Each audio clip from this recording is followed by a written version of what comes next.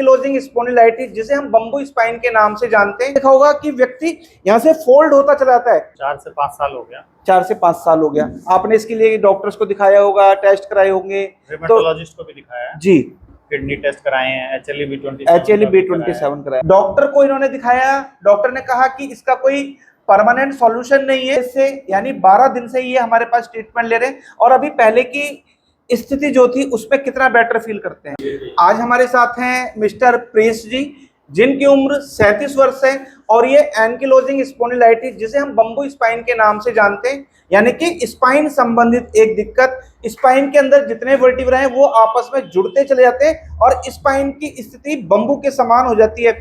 आपने देखा होगा कि व्यक्ति यहाँ से फोल्ड होता चला जाता है, उसकी जो फ्लेक्सिबिलिटी है वो खत्म हो जाती है।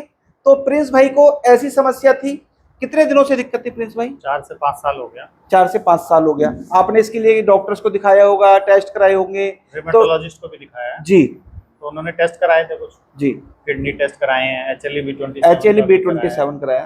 तो उसमें प्रॉब्लम उन्होंने बताया था कि नॉन क्यूरेबल है जी, आपको कोई प्रिकॉशंस लेनी है, एक्सरसाइज करनी है।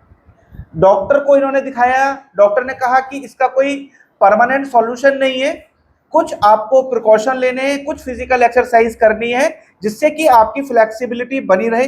अभी आप हमारे यहाँ कितने दिनों से ट्रीटमेंट ले रहे हैं? 12 डेज से। 12 डेज से, यानी 12 दिन से ये हमारे पास ट्रीटमेंट ले रहे हैं और अभी पहले की स्थिति जो थी उसमें कितना बेटर फील करते हैं? अप्रोक्स 80% सुधार है। 80% सुधार है। जहां ये कह दिया जाता है कि इस बीमारी का कोई इलाज नहीं है, आप एक्सरसाइज करो, ध्यान रखो, प्रिकॉशन रखो, और ये दोस्तों दिक्कत ऐसी है जो डे बाय डे बढ़ रही होती है, क्योंकि स्पाइन के अंदर जो वर्टिब्रा हैं उसके अंदर कैल्शियम डिपॉजिट हो जाता है और जिसके कारण से वर्टिब्रा एक दूसरे से जुड़ते चले जाते हैं और स्पाइन की स्थिति बम्बू के समान हो जाती है। पेशेंट को उठने में, बैठने में, घूमने में बहुत परेशानी होती है। इस बीमारी का जो सेंटर पॉइंट होता है ये स्पाइन, यानी कि जो सर्वाइकल के 7 वर्टिब्रा हैं ये होता है, या बैक का ये जो बैक वाला एरिया है लंबर का, L5 से लेकर S1 तक, ये वाला जो पोर्शन है, जब पेशेंट नीचे लेटता है 2-3 तकिए लगाता है और अगर उसे सीधा लेटना पड़े तो पैर मोड़ने में, उठने में, बैठने में बहुत कठिनाई होती है और जब ये दिक्कत ज्यादा बढ़ जाती है तो पेशेंट की स्थिति ऐसी हो जाती है।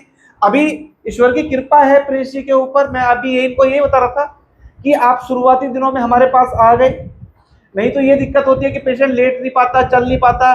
पेशेंट बताता है कि उसको रिक्शे में, गाड़ी में बैठने में बहुत कठिनाइयों का सामना करना पड़ता है। और जब पेशेंट, अभी अपनी गर्दन मूव करो, दूसरी साइड, अभी पीछे, अभी सब रिलैक्स है।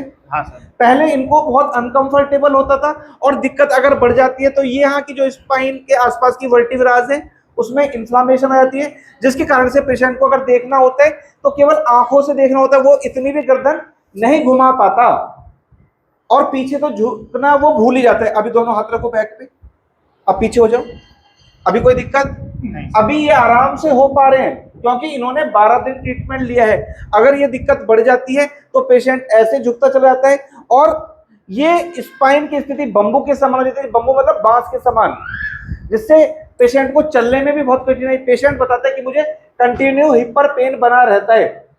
दोस्तों, मैं आपको प्रिंस जी के माध्यम से ये कहना चाहता हूं, ये बताना चाहता हूं कि ये बीमारी क्योर हो सकती है। समय लग सकता है लेकिन क्योर हो सकती है। असंभव मुश्किल है लेकिन असंभव नहीं है।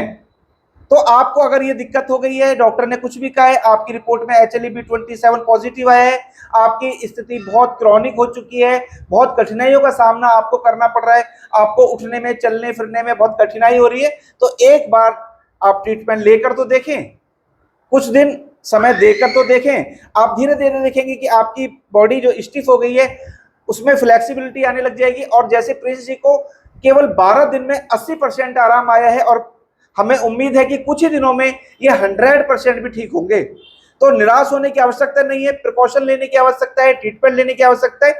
प्रिंस जी बताएंगे बाकी लोगों को कि इनका अनुभव कैसा रहा, हमारे यहाँ आकर ट्रीटमेंट लेकर इनको कैसा महसूस हुआ और ट्रीटमेंट का रिजल्ट इनके अंदर कैसा है। वो तो आपने जान ही लिया कि 80% तक 12 दिन के अंदर ये अच्छा फील कर रहे हैं, जो कि डॉक्टर ने कह दिया था कि आप एक्सरसाइज करो, ध्यान रखो, प्रिकॉशन लो। प्रिंस जी, आपने ट्रीटमेंट लिया 12 दिन, आपने अनुभव किया, आप हमारे पास आए, तो सबसे पहले ये बताएं कि ट्रीटमेंट के बाद से आपकी बॉडी में क्या चेंजेस आए हैं?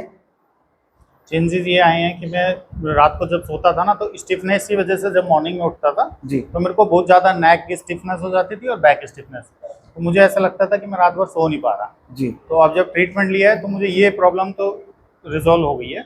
मैं सुबह आराम से उठ पा रहे हैं, सुबह जो कमरा करती थी वो नहीं कर पा रही है, अभी जो आप अपनी जॉब पर जाते हैं अच्छे से वहां वर्क कर पाते हैं, उठने में, बैठने में, चलने में कोई परेशानी नहीं है? नहीं है सर, नहीं है। और बाकी मुझे वॉक में भी प्रॉब्लम थी, कुछ महीने पहले मुझे वॉकिंग में भी प्रॉब्लम थी। अभी ठीक है, वॉक कर पा रहे हैं? अभी ठीक है सर। तो यही है दोस्तों न्यूरोथेरेपी का कमाल, आपके सामने एक बहुत बड़े उदाहरण। प्रिंस जी, हमारे वीडियो बनाने का पर्पज यही होता है कि आप लोगों तक हमारी जानकारी पहुंच पाए, आप जो निराश हो गए हैं, थक चुके हैं, आपको भी एक आशा की किरण नजर आ सके। दोस्तों, उम्मीद करता हूं वीडियो आपके लिए बहुत इंफॉर्मेटिव हो सकती है। दोस्तों, आप अगर हमारी वीडियो को पहली बार देख रहे हैं, हमारे चैनल को सब्सक्राइब जरूर करें, वीडियो को अधिक से अधिक शेयर करें, वीडियो को लाइक करना ना भूलें और बेल आइकन बटन तो जरूरी दबाएं, जिससे कि जो भी वीडियो हेल्प पर बनाए उसका नोटिफिकेशन आपको मिलता रहे। बहुत बहुत धन्यवाद।